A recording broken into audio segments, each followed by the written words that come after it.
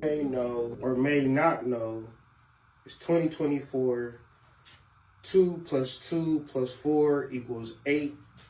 8 is ruled by the energy of Saturn. Now, Saturn is the energy of limits. And this is what I want to talk about. See, in this world, people do not like limits or rules or discipline. But God like it. Spirit like it. So whether you like it or don't like it, don't matter.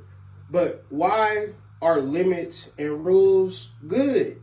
Because say we in a relationship, me and you, right? Me and you, we together. If I do something wrong or I break the rule, then that keeps us together. But if you don't have no rules, I essentially can do whatever the hell I want to do. And that is why a lot of people can be unhappy because they just doing whatever they want to do. They have no limits, no boundaries, no discipline.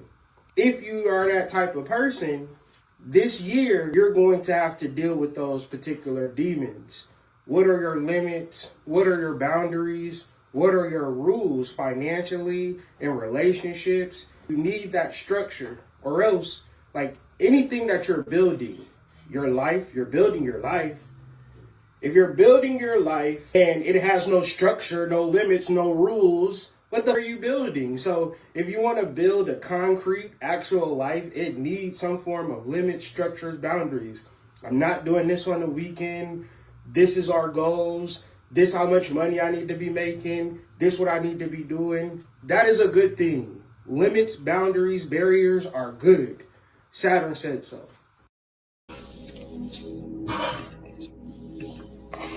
Peace to the tribe, peace to the collective. Just want to do a quick video and talk about some things that I just kind of had to get off my chest real quick. This conversation is coming from a Bible chapter, Psalms chapter 2. And it basically is asking a question about people, about life. And that question is simply why, right? Why do people disobey God, right? We know for sure that we didn't create the world. We don't know too much of anything, but we still would rebel. And in the book, like the Hebrew etymology, it is saying that the nations of people rebel against God. Basically, everybody rebels against God and is really the source of all negative feelings and negative thoughts. All energy that is rebellious of God, that is rebellious of source, because you think of source planets like Saturn, they operate out of order. They just don't do whatever they want to do. Um, there are laws that govern the universe. So when you are operating outside of those laws, the word in the Bible is vain, but when you deal with the etymology of vanity is just empty, useless. And even deeper, when you get into the concordance, if I can find the word, you see this word, well, I'm going to zoom in a little bit.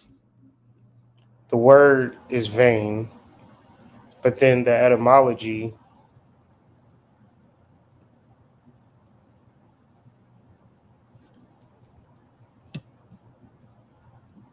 is empty, idle, vain. So why do people rage and people imagine an empty thing? All of these things is one of two things: be one with God or do something that is vain. So when you say, I want to do this, I want to have this. I want to do this. I want to go here. I want to be here.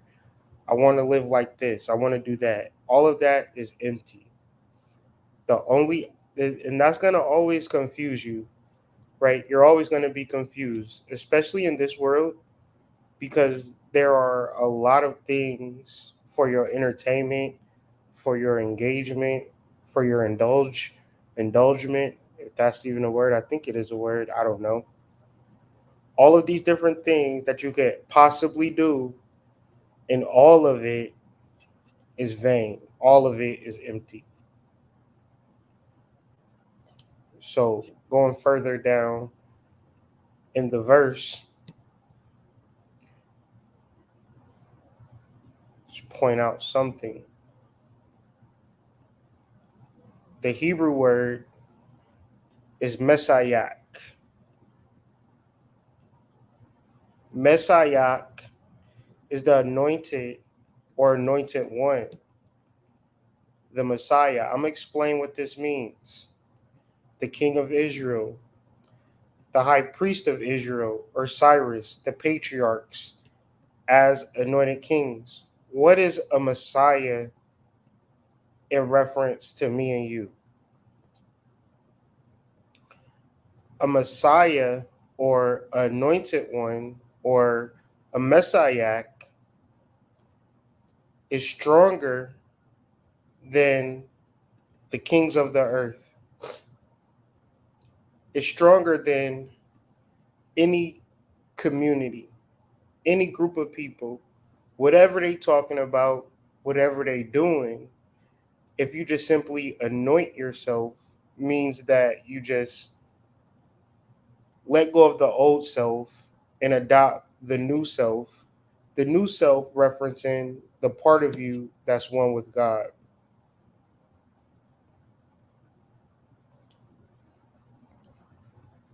It would take the kings of the earth, the rulers, everybody to go against the anointed one. And that's really what it's about. If you, one person, are able to really unite with the mind of God, you are stronger than armies, the communities, the neighborhoods, groups. It doesn't matter.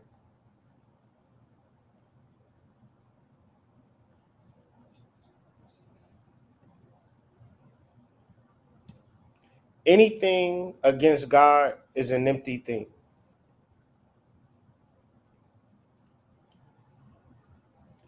And you also have to remember, it's a very important thing that we need to understand about the Messiah and understand about Jesus, even understand about religion for that matter. All of this is talking about concepts, mental exercise. So it's not talking about anything literal. So with that being said, when you are able to anoint your mind, if Jesus died on the cross, that's talking about something. It's not actually talking about a person. It's something, not someone. So Jesus dying on the cross represents something, not someone. Because we know that if a person dies, they don't resurrect. However, when Jesus dies, he resurrects. That's ultimately saying that the death of an old mind is a resurrection to a new mind. Whenever you kill your old mind, whenever you put Jesus on the cross, you hear this story over and over and over and over again because it's talking about a concept, not a person. Whenever we kill Jesus, we're killing our old mind. When Jesus resurrects, our new mind resurrects. So our old mind is our egoic mind, and our new mind is the mind that is one with God. And our mind that is one with God is always a good thing. It's always a great thing. It always feels good to be one with God.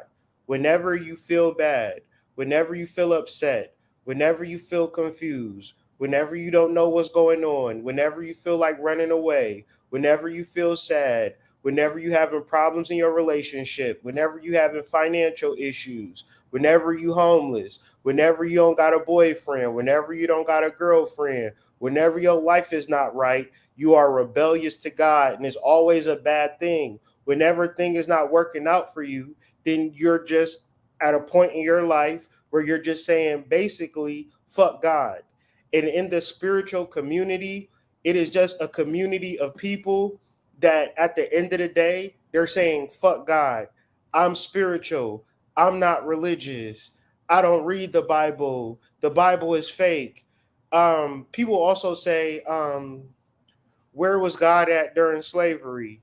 As if all black people were slaves. Where was God at when white people were slaves? You ever heard of white slavery? What are we talking about? Everything is everything. And if you in your heart feel like God isn't real, and then at the same time you want to complain about life, you got mental health issues, your life ain't right, you crying yourself to sleep, your boyfriend don't love you, you divorced, your shit is in shambles, you don't know what to do, you can't pay rent, and you listening to spiritual niggas talk about shit that you don't understand, it ain't about what a nigga have to say. It's about whether you want to unite with God or not. So to be rebellious to God is the bad thing.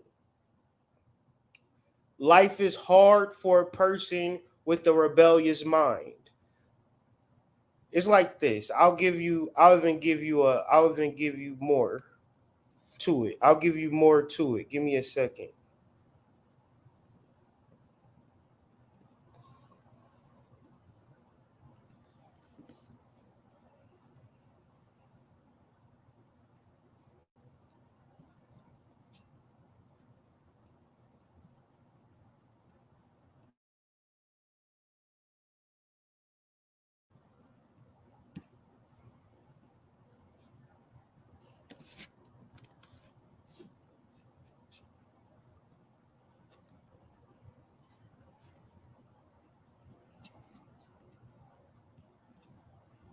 I'll give you more to it. To a graceless neck, the yoke of Christ is intolerable.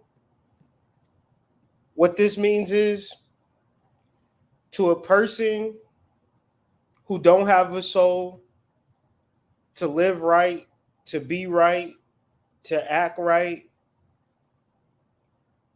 they can't do it. They gotta be evil. They gotta do everything in spite. So I'm spiritual. My life is a mess. And it's a reason that my life is a mess. Right? It's too much. It's too heavy. It's work to do. Okay. When you're in a relationship and you say, "Oh, babe, we gotta do this work." When you at a job and you said, "Man, we got 10,000 orders. We gotta pack 10,000 orders." To a person that ain't making a dollar off that 10,000 orders, he gonna be like, "Man, I don't want to do this shit." But if you getting $10 off of 10,000 orders, guess you can do the math on that. That's $1 million. I'm not a mathematician. Let me see. What's 10 times 10,000?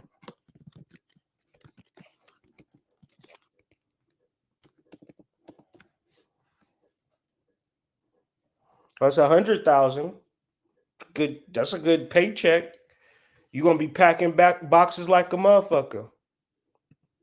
Now, if the kingdom of heaven is for now, it's a couple of things at play here. Jehovah simply means male, feminine polarity. That's what Jehovah means. God is masculine, feminine. Now, you can take with that as you will. It can be the masculine, feminine energy within you, or it could be the masculine and feminine dynamic within your relationship that begins to create life. If it's feminine, there is no life that could be created. If it's masculine, there is no life that could be created. The God principle of creation is masculine, feminine. But to a person that don't believe in God, it's hard for them to even accept the fact that what I'm saying is even right and exact. People will think of a different way of looking at it. Well, you could do whatever you want to do. See, to the graceless neck, the yoke of Christ is intolerable. You cannot handle, it's like Jack Nicholson, you can't handle the truth. But to a saved sinner, it is easy and light. No matter what you did, no matter how you feel, when you are resurrected, when you are baptized, when you are purified, see what it is what you think and what you know is like a suitcase that you carry around everywhere you go. In every relationship, you got this big ass suitcase with molded, stinking energy. And you don't want nobody to smell the shit. So the reality is, whenever you are put in a relationship, whenever you put in a good situation, it's hard because good situations require work. If we got $1 million business, we got to do $1 million worth of work every day. Think about that. Meaning that if we had $1 million business and we had to do $1 million of work, the only way that we could ever be able to do it is if it was easy and light. We couldn't make $1 million if it was intolerable. Now you got to think about your mental health and your emotional health and the way that you go about relationships and the way that you deal with people. Are you willing to do the work with them? Is that too hard to do? We may judge ourselves, but do we love that yoke or do we wish to cast it from us? Meaning that in the spiritual community, when you deal with spiritual people, they want to be free. They want to be able to do whatever they want to do. And the reason that they feel like that is because of social media. Now, imagine for all of this time, for millions of years, human beings having a certain level of limits and a level of restriction. At one level, you feel bound, but on another level, you know exactly what it is that you're supposed to be doing. The problem is with you, if you was ever to get real with it, you don't know what the fuck to do. You think you know what you're doing. You looking at what other people is doing and emulating what they doing, but what they're doing is not working. For you, you're not supposed to do it. You're supposed to follow your soul. You're supposed to be able to understand what you're supposed to do, your purpose, your destiny, your destination. And all of these things are easy and light. It brings us into meditation. It brings us into a slow mind. It brings us into having a regulated emotional system, getting out of your fight or flight. But see, it's easy to do these things, right?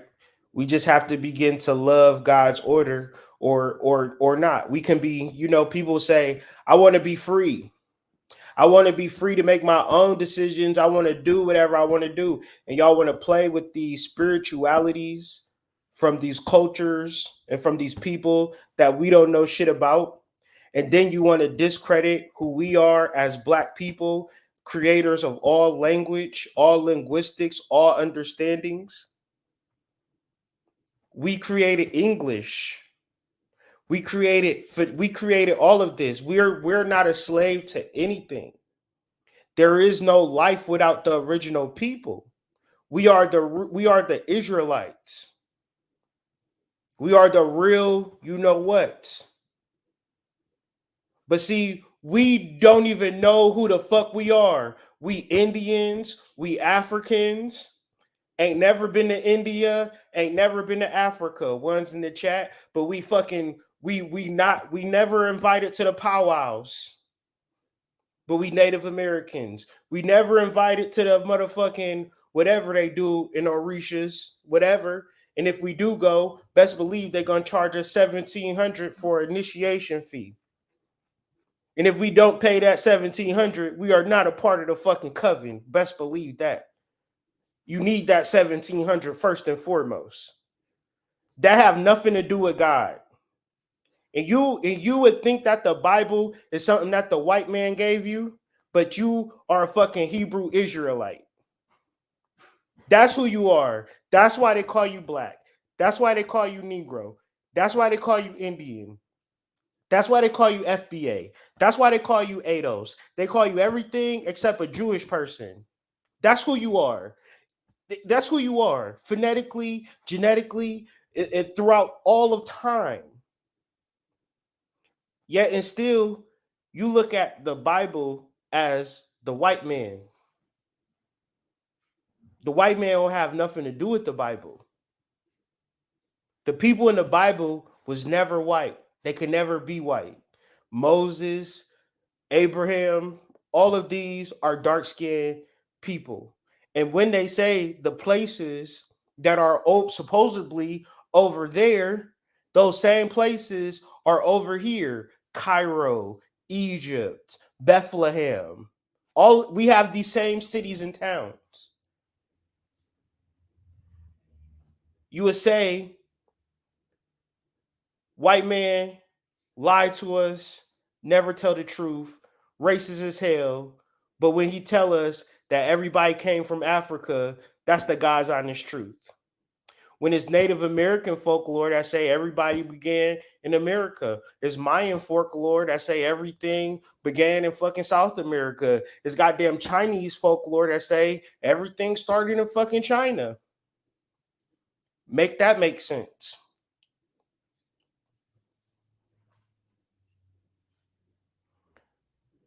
Now, we love to say how we love our grandma.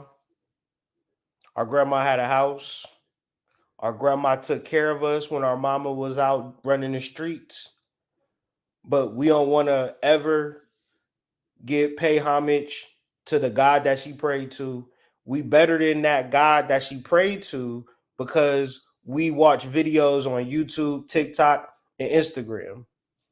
And because they don't understand metaphysics and they're looking at Christianity, they're looking at Judaism, they're looking at Islam as literal sciences, talking about actual people and saying, well, this can't be true. But if y'all will look at this page with me, this is a Hebrew concordance to the Bible, which would mean that if you haven't read this, the basis of these words are Hebrew words that have been falsely translated into the Bible. So when you read the Bible, you're not actually knowing exactly what you're reading until you read the Hebrew or the Aramaic. These are ancient phonetic languages. We are Phoenicians. Phoenicians were dark-skinned people. Phoenicians were dark-skinned Jewish people that created language. Those dark-skinned Phoenicians became dark-skinned Hebrews, dark and comely.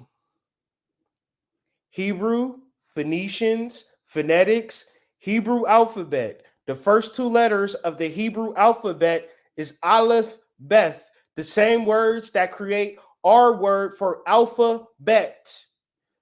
Every white person, black person in America will bear witness to the alphabet.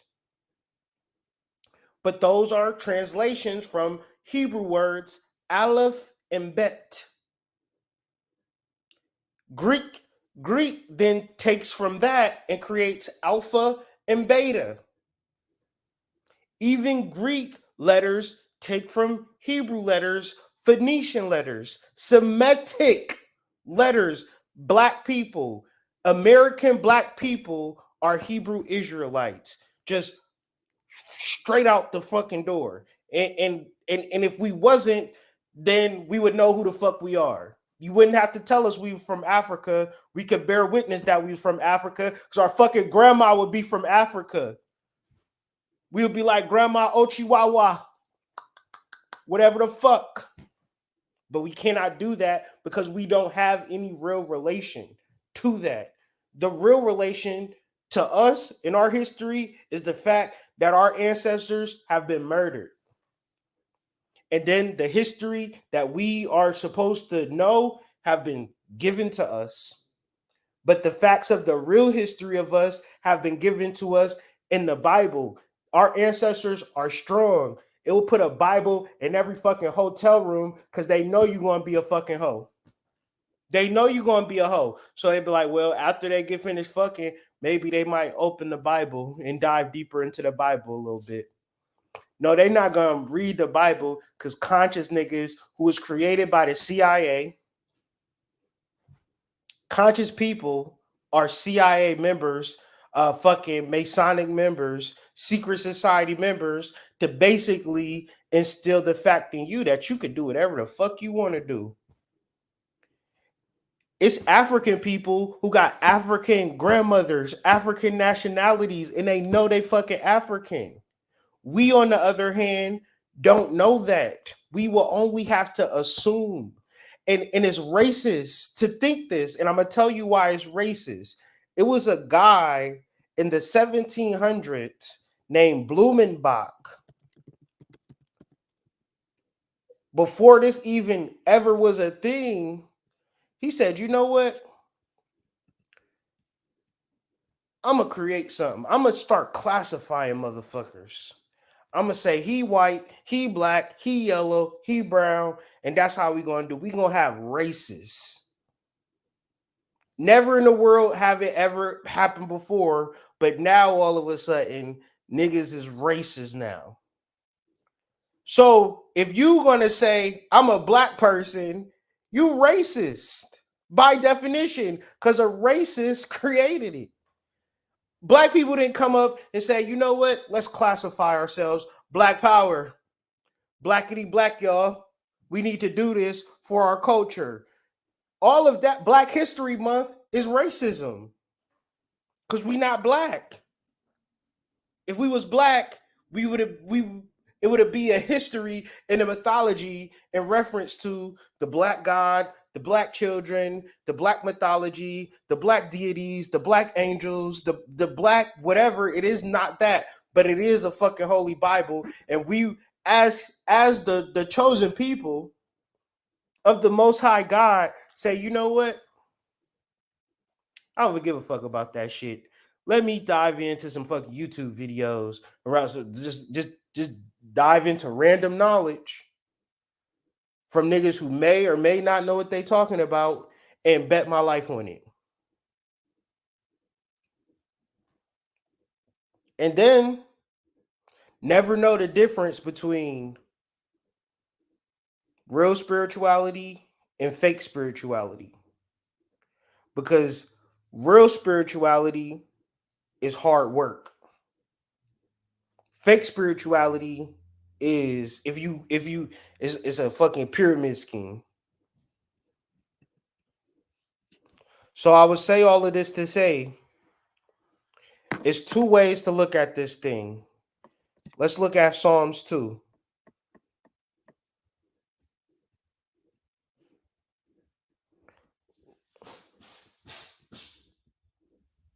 Give me 1 second. I'm looking for, here we go. I found it. I found it.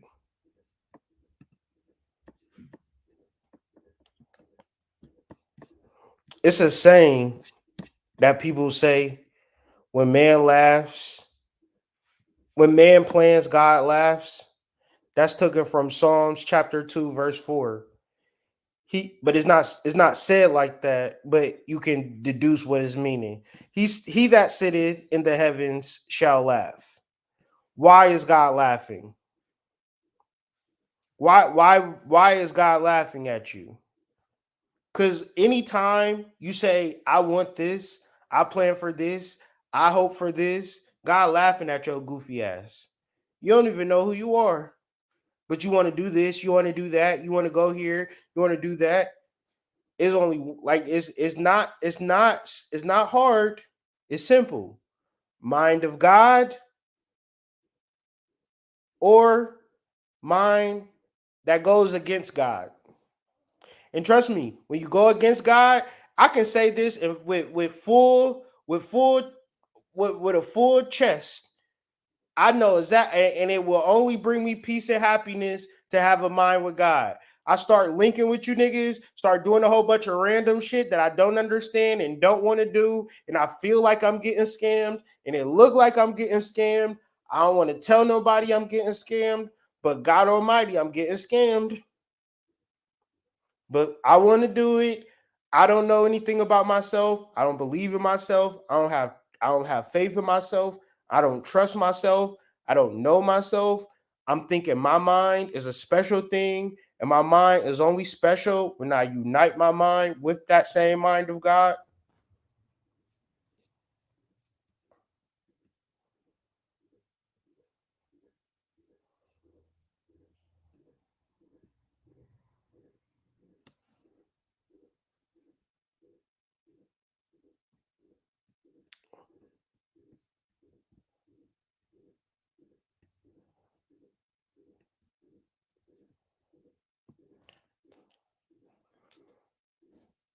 And I'm just trying to verbalize what this next verse is saying in a way that it makes sense.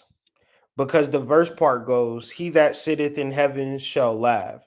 So when man makes plans, God is laughing. So this whole paragraph is saying that, but this is a longer way of saying it. God shall have them in derision. Derision means that you will speak unintelligibly, you will stammer, you will mock, you will deride, you will be speaking in a way that people don't even know what the fuck you're talking about, right? Or you don't even know what you're talking about. You think the latest and greatest technology or the latest and greatest thing that you hearing or the latest and greatest thing that you need to do is going to save you, and you're afraid of God. You do not want to unite with God. You don't want to have a conversation with God. You got you think you don't understand hierarchy, right? It's like, well, I got ancestors, but we all got ancestors, but our ancestors did not create the world. A supreme intelligence created this world. The ways for which we live and operate with the rain and the water and the mountains and the oceans and the grass, all of this was created by God, an intelligent design, source creator. The only thing you can do as a human being is attempt to unite with that aspect of life. Whenever you don't do that, whenever you're hoping and wishing for something, you're only going to put yourself in bad situations. So it might seem like a good idea, but God is laughing at your ass. Whenever you say, God, I just want what you want, I'm going to be united in this thing, I'm going to be present. I don't know. I'm cool with whatever is happening. You will be guided. You will know.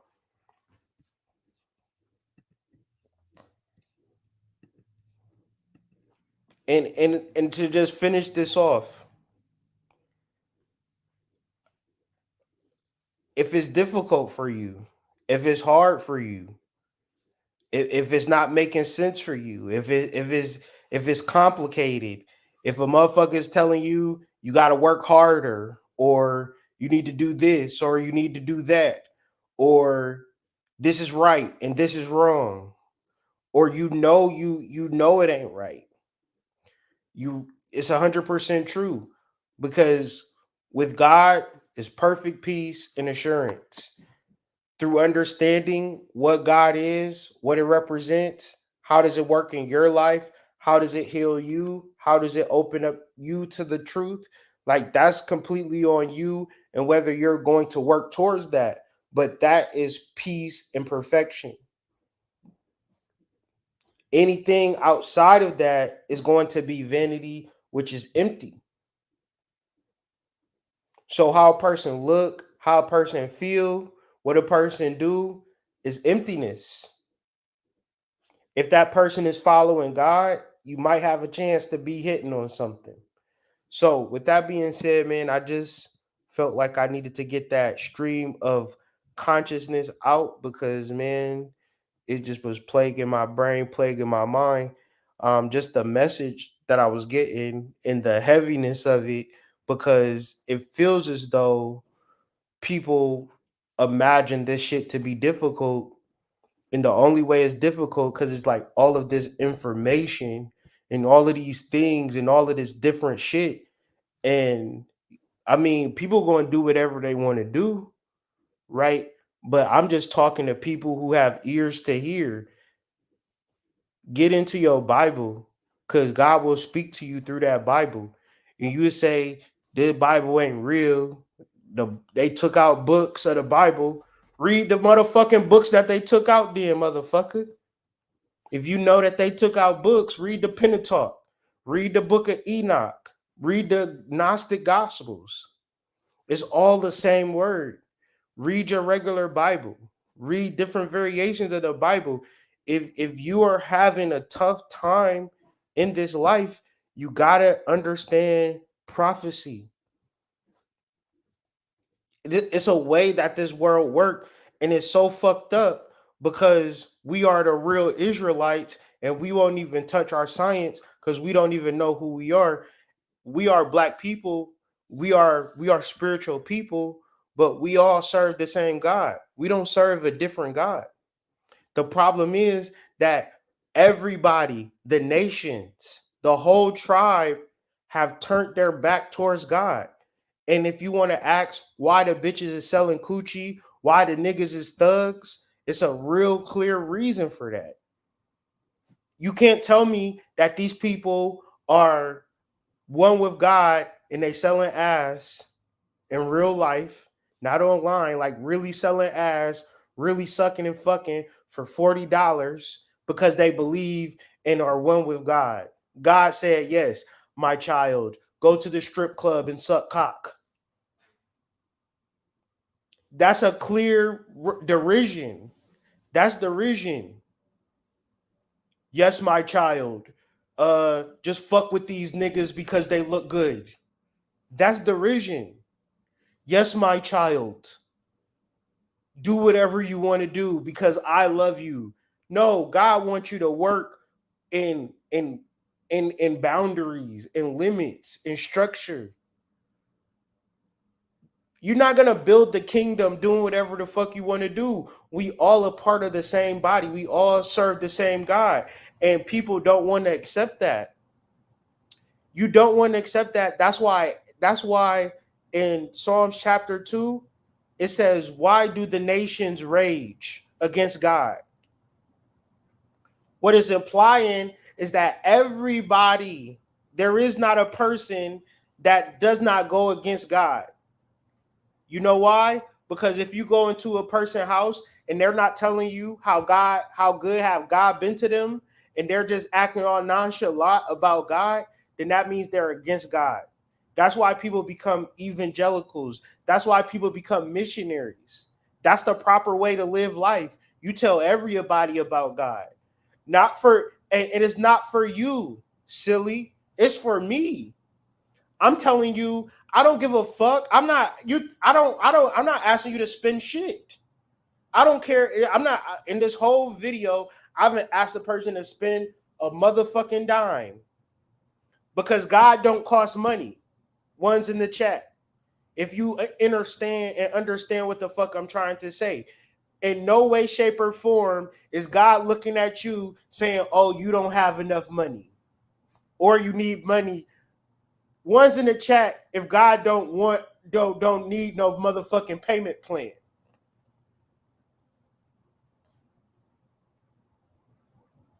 God don't want you to pay him in installments. He just wants you to be one with them. She just wants you to be one with him. However you look at it, the masculine unites with the feminine, and the feminine unites with the masculine for creation. So just had to get that thought out because it was something that I was really journaling on and thinking about all day, and everything that I was thinking about in reference to it was coming up in conversation. So I figured let me just get my thoughts off in reference to this.